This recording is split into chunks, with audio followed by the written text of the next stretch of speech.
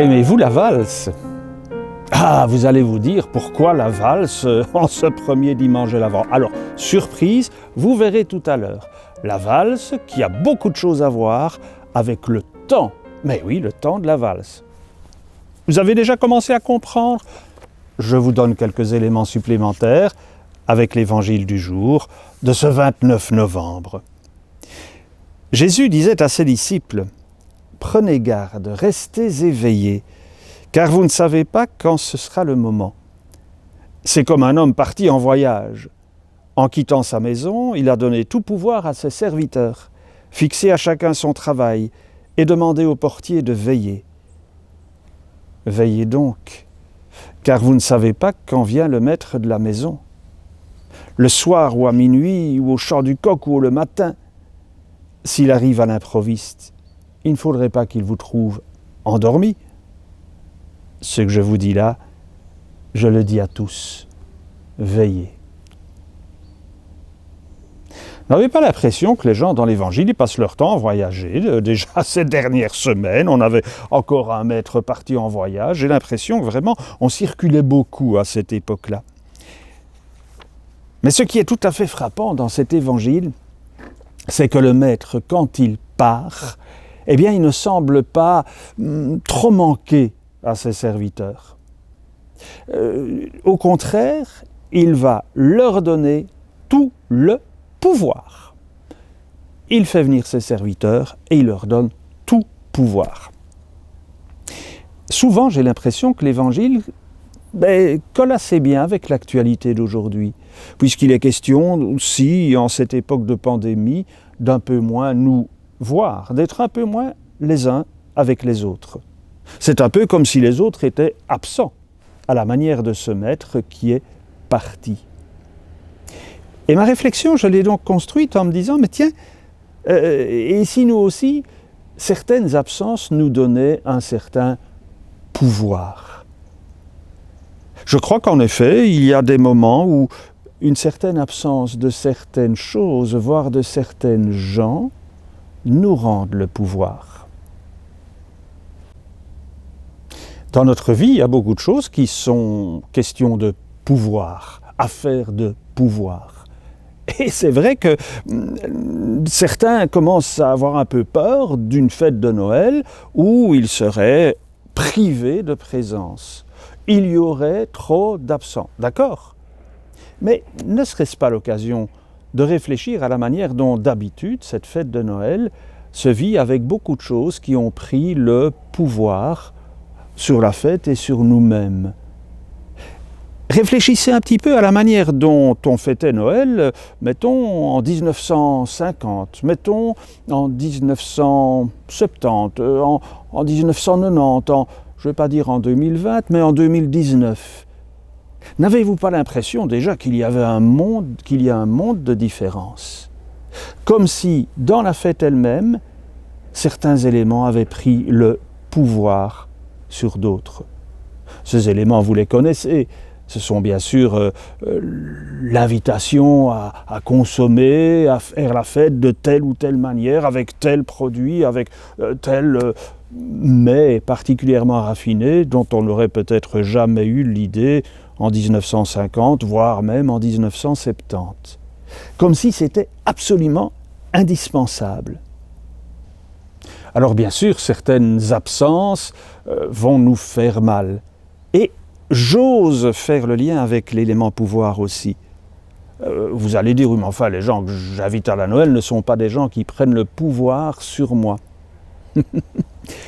Oui, sans doute, et pourtant, n'y a-t-il pas parfois comme toute une contrainte autour des fêtes qui font que parfois certains osent m'avouer après coup « Oh, je suis bien content que ce soit terminé ».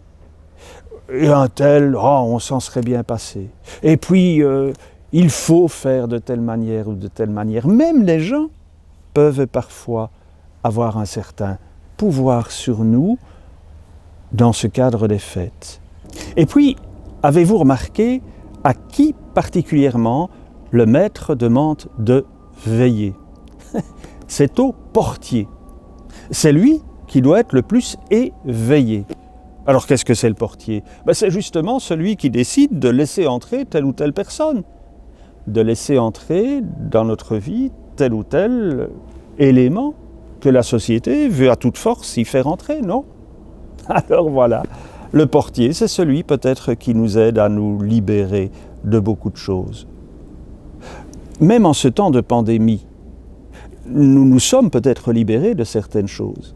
Des choses qui nous semblaient absolument indispensables tiennent comme une place très relative désormais.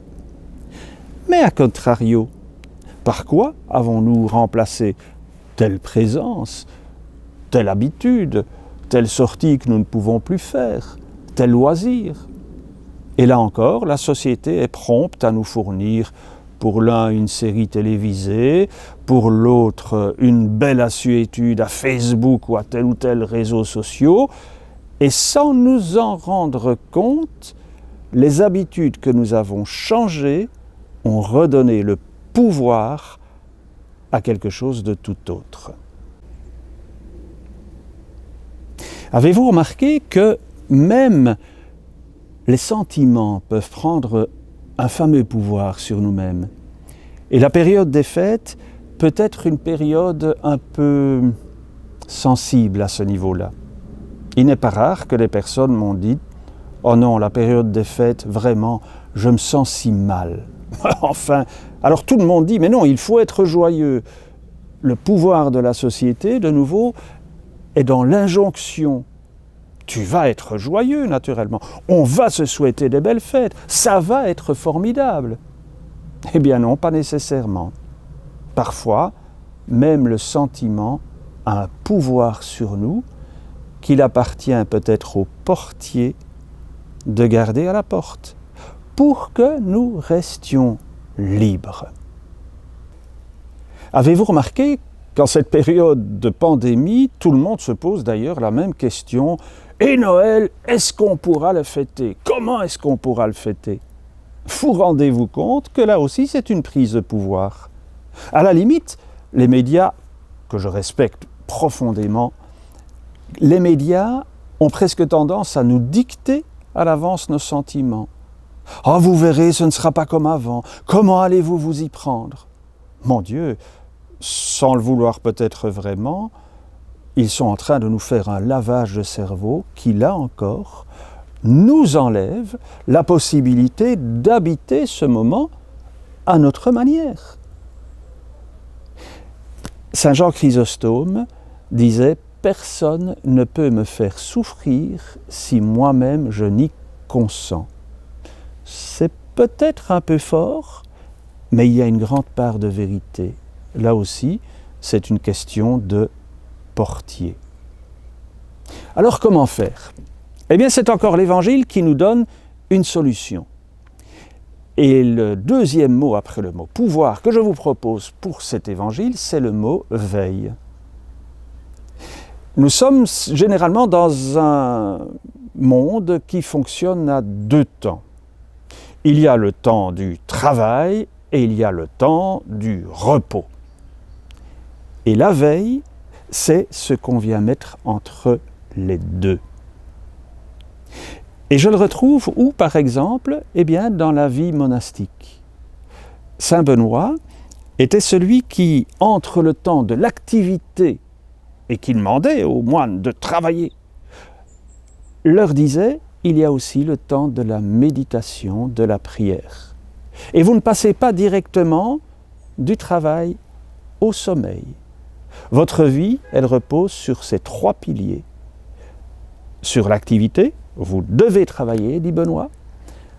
Sur le sommeil, vous devez vous reposer, dit Benoît. Et sur la veille. Et la veille, c'est quelque chose qui n'est que de l'entre-deux, mais qui a tellement d'importance. On dira, oui, mais celui qui veille, il ne fait rien dans l'Évangile. Ne croyez pas cela. Stephen Lawrence a mis des tas d'appareils très sophistiqués sur la tête du bouddhiste Mathieu Ricard et s'est rendu compte que quand Mathieu Ricard était en pleine méditation, il développait une activité assez intense, mais différente. Et Stephen Laureys pourrait recommencer la même chose avec des moines en prière. Notre société fonctionne en 2 temps. Le travail, et puis vite rentrer chez soi. Le temps de l'entre-deux est extrêmement réduit et reste encore souvent plein de stress. Le temps de prendre un transport en commun bondé, le temps de vite encore faire une course pour un repas du soir, le temps de s'occuper des enfants qu'il faut mettre au bain ou qu'il faut aider à faire ses devoirs, le temps de remplir le lave-vaisselle ou de faire la vaisselle. Et on s'écroule, on se distrait, terme qui du latin signifie être tiré 10 vers l'extérieur, trahere, tiré à u à dia, et ce temps tampon, je dirais bien, nous manque.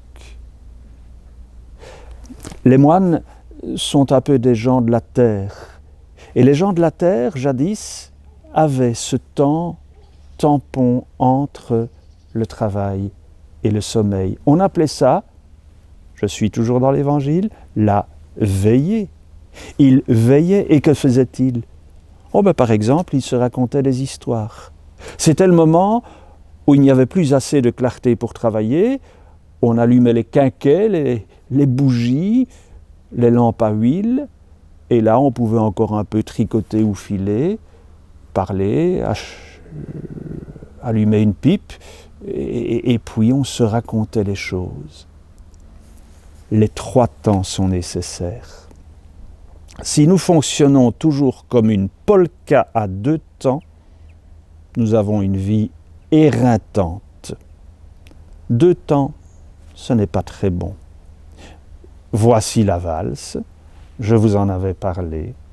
Les 3 temps sont nécessaires. Essayez la valse. Et la valse, voyez-vous, elle a 2 temps accentués au niveau musical, mais au niveau de la danse proprement dite, je dirais bien qu'il y en a un qui est toujours comme un peu en retrait. Ceux parmi vous qui aiment valser le savent. Le 3e temps n'est plus le moment de s'imposer, mais est le doux retrait comme par délicatesse à l'égard de son partenaire. Alors moi je vous invite pendant ce temps de l'Avent à pratiquer la valse, c'est-à-dire avoir ce petit moment de l'entre-deux. C'est d'ailleurs comme une saison un peu entre deux. L'Avent, comme le carême, ce n'est pas encore la Noël, c'est hors du temps ordinaire, c'est ce temps de retrait. Et autant la valse est une des danses les plus distinguées à cause de ce petit retrait, autant la vie monastique dont je me suis inspiré est peut-être une des vies les plus distinguées au niveau spirituel. Alors, bonne valse, bon Avent, et n'oubliez pas, ce petit retrait, ce temps en dehors du temps, vous rendra tout le pouvoir que Dieu veut rendre à votre vie.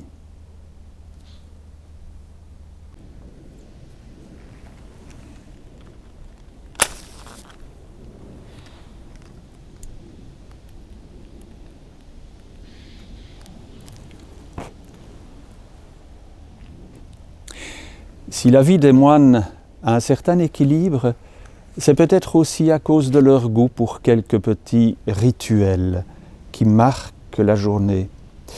Si en ces temps où vous vous sentez un peu seul, vous avez du mal à vivre votre journée, peut-être ont-ils aussi quelque chose à nous apprendre avec ces petits signes qu'ils mettent en place à différents moments et qui sont parfois très répétitifs, comme le fait tout bêtement, dirais-je bien, d'allumer une bougie. Alors oui, vos 4 bougies de l'Avent, allumez-les les unes après les autres, comme nous le faisons à l'église. Peut-être, mine de rien, vous aideront-elles à voir ce temps qui passe bien plus paisiblement que si ces petits rituels n'étaient pas là. Terminons dans la prière. Dieu très bon, vivre, c'est la plupart du temps s'agiter, alors qu'il nous faut apprendre aujourd'hui cette autre manière de vivre, qui n'est plus dans l'agitation ni dans le changement. Il faut apprendre à demeurer autrement, à veiller autrement. Apprends-nous à habiter avec nous-mêmes, comme de bons compagnons, à ressentir notre pouvoir sur notre propre vie. Tu es le Dieu qui nous donne tout pouvoir.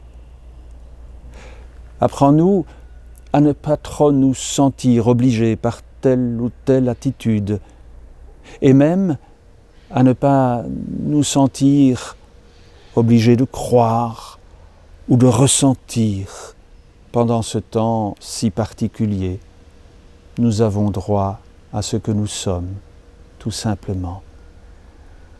Alors ta liberté, cette liberté que Saint Jean disait, celle qui rend libre, sera notre plus beau cadeau de ce troisième temps de la valse que nous avons envie de vivre avec toi. Redites-le avec moi comme d'habitude.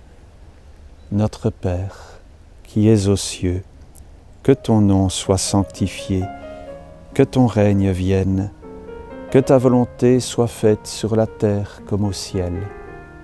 Donne-nous aujourd'hui notre pain de ce jour. Pardonne-nous nos offenses, comme nous pardonnons aussi à ceux qui nous ont offensés. Et ne nous laisse pas entrer en tentation, mais délivre-nous du mal. Amen.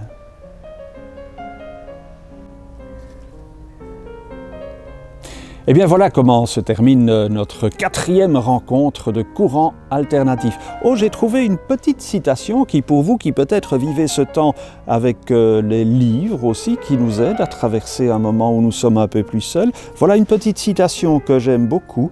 La lecture nous offre un endroit où aller lorsque nous devons rester où nous sommes. Quelques annonces quand même. Eh bien, vous le trouvez sur le site, l'invitation à peut-être être plus généreux ces derniers temps. Beaucoup d'associations n'ont pas reçu ce qui leur permet de boucler leur budget en termes de générosité, entre autres par rapport aux plus démunis. Et il faut bien reconnaître que peut-être que nous-mêmes, pour une part d'entre nous en tout cas, nous avons eu moins de dépenses. Alors, beau cadeau. Jusqu'à la fin de 2020, 60% de réduction. Sur quoi? Eh bien oui, jusqu'à la fin 2020 en tout cas, l'État belge défiscalise 60% de vos dons. Faites un calcul, comme on défiscalise à partir de 40 €, si vous donnez 40 €, en fait, après défiscalisation, vous n'en aurez donné que 16. Bonne raison peut-être d'être un peu plus généreux. Généreux envers qui? Vous avez toute la liste sur notre site. Saint-Vincent-de-Paul, c'est la période de son dîner qui n'aura pas lieu. Bien sûr, Saint-Vincent-de-Paul chez nous, à 6,82 pour permettre effectivement à quelques jeunes qui ont un peu moins les moyens de partir en pèlerinage qui, nous l'espérons de tout cœur pour eux, aurait lieu comme d'habitude au moment du carnaval. Et vous achetez pour eux alors de la bière cuvée 38. L'action Vivre ensemble, mais oui, c'est le moment où d'habitude nous avons la collecte de l'Avent. Alors là aussi, n'hésitez pas, soyez un peu plus généreux que d'habitude avec cette défiscalisation et avec peut-être les besoins qui sont d'autant plus criants. Vous trouvez aussi sur notre site un petit lien nouveau. C'est Monique Chesneux qui m'a permis de mettre ce petit lien vers la pensée du jour des coopérateurs salésiens de Don Bosco. Quelque part sur le côté droit des colonnes du site, eh bien, vous allez trouver ça. C'est sympathique, gratuit bien sûr, et ça peut être très nourrissant. Faites attention, dimanche prochain, c'est un 5e dimanche du mois. Alors, où va-t-on écouter Paul Oers à l'orgue? eh bien c'est à manier, on l'a tranché, il est sur son instrument, il est plus à l'aise pour cela. N'oubliez pas aussi de prendre des nouvelles les uns des autres, mais si je puis me permettre, n'hésitez pas de temps en temps à en communiquer une. Oh bien sûr, il faut réfléchir à ce qui est trop de la sphère privée, on est bien d'accord, mais ça fait plaisir aussi que quelqu'un qui n'osait pas téléphoner suite à un isolement dû au Covid ou des choses comme cela, entende des nouvelles de quelqu'un d'autre.